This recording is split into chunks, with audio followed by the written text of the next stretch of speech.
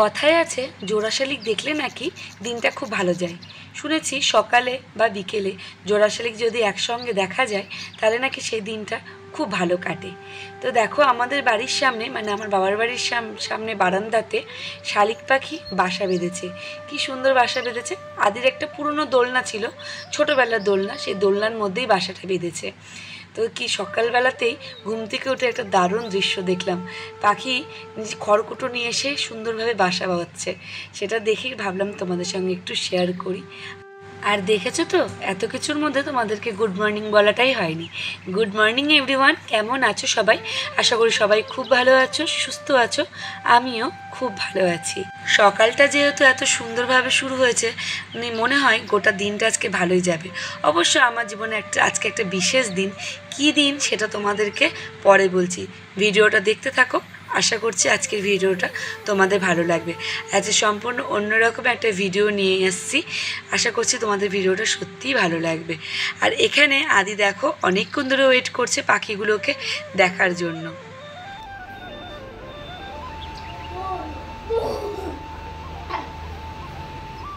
কি দেখছিস আদি? পাখি দেখছিস?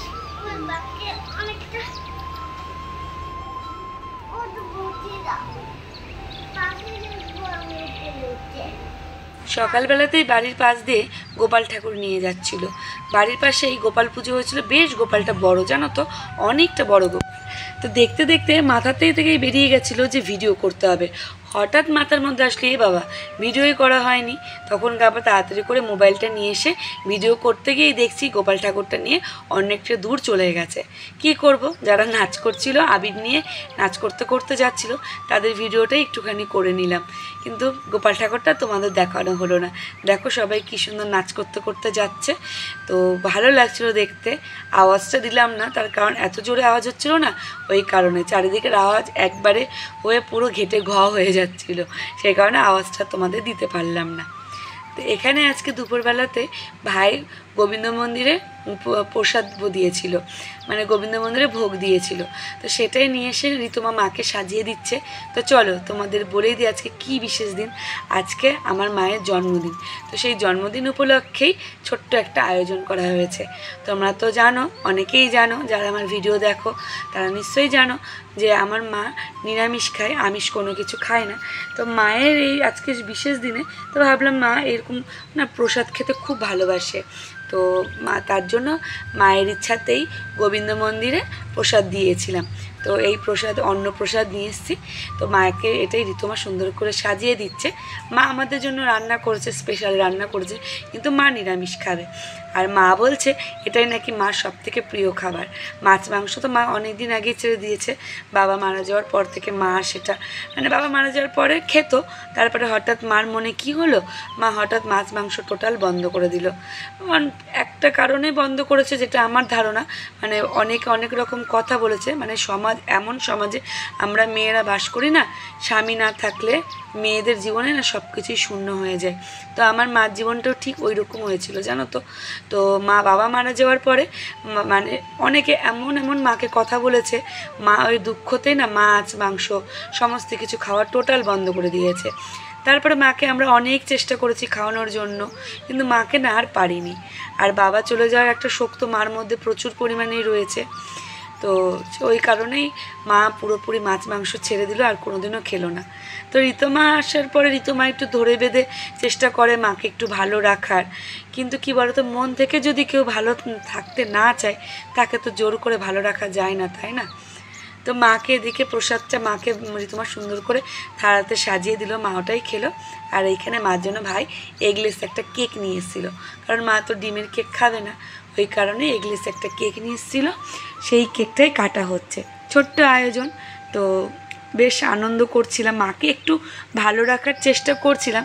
কিন্তু কি জানো তো বন্ধুরা, মা কিন্তু একদমই মন থেকে খুশি হতে পারছিল না। মায়ের মুখে একই কথা, যেদিন তোর বাবা চলে গেছে সেদিন আমার জীবনের সমস্ত খুশি আনন্দ সব কিছুই চলে গেছে। তবুও চেষ্টা করি আমি, ভাই, প্রসেনজিৎ, ঋতুমা মাকে সবসময় ভালো রাখার। কিন্তু কি বলো তো, মন থেকে যদি কেউ ভালো না থাকতে চায় তাকে জোর করে কীভাবে ভালো রাখবো বলো? তো এখানে এই যে আদি তো আজকে খুব আনন্দ, দিদির জন্মদিন বলে কথা। আরও মাকে আদির বাহানা দিয়েই মাকে কেকটা কাটানো করালাম। মা তো কিছুতেই কেক কাটবে না বলছিল, তারপরে বললাম মা আদি আছে, আদির একটু ভালো লাগবে, ওরও ছোটোবেলার স্মৃতিটা থাকবে, তো ওরও ভালো লাগবে জিনিসগুলো, তো তুমি একটুখানি করো।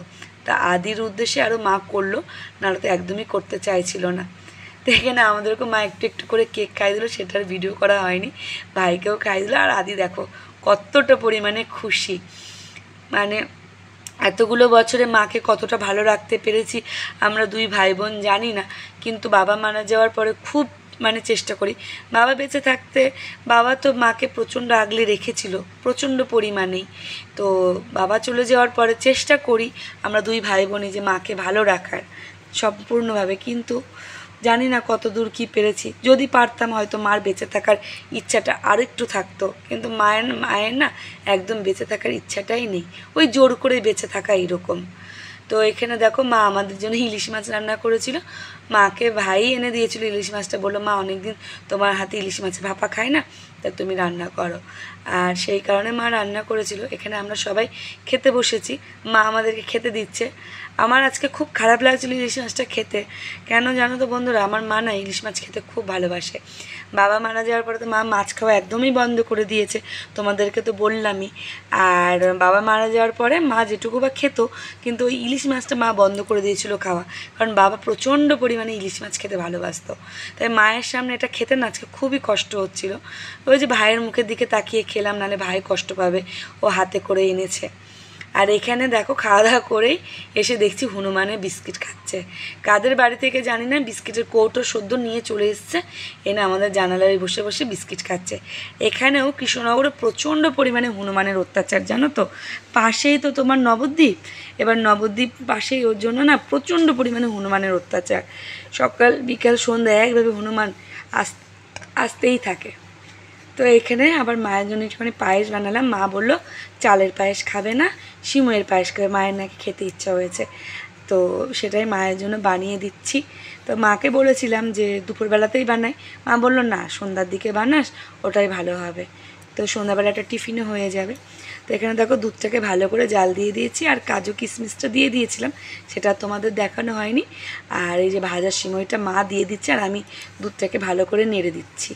তো এই মার জন্য করলাম স্পেশাল সিমই, জানি না কতটা ভালো হয়েছে, মা তো বললো বেশ ভালো হয়েছে, আমি জানি না কতটা ভালো হয়েছে, মা বললো তো ভালোই হয়েছে।